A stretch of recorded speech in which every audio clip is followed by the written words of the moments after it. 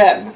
This is Kenny Keene, and this is week number 26 of After 100 Days of Making Comics, where I keep you informed on all my art, comic book related projects, and pretty much whatever I got going on.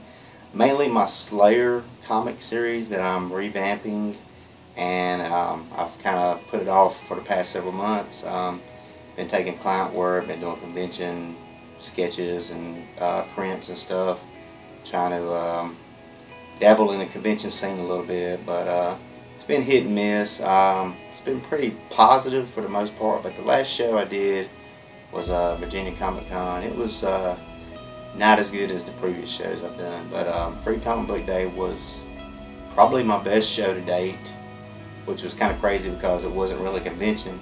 It was just a free table, one day, and it was at a comic shop in the parking lot. So who would have guessed? But I made a killing.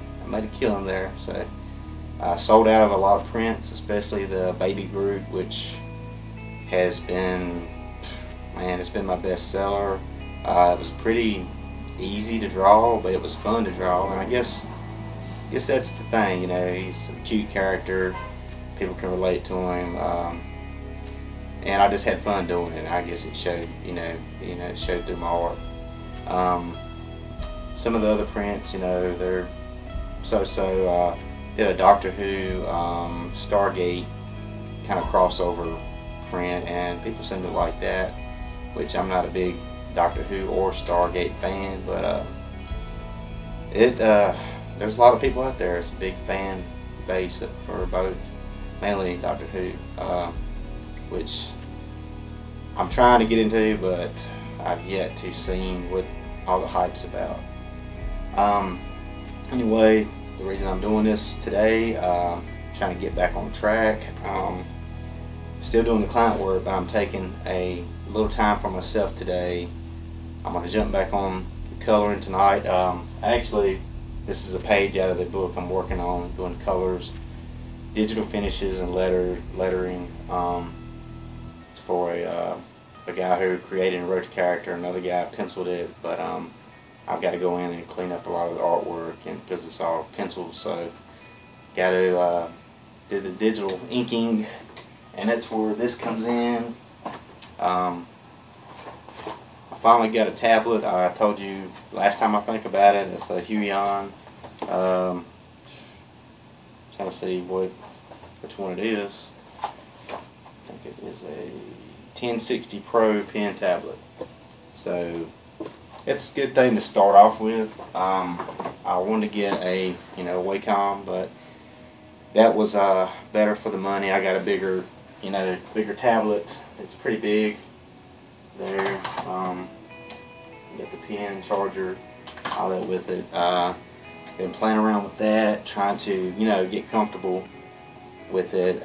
It's definitely different, but it does beat the mouse.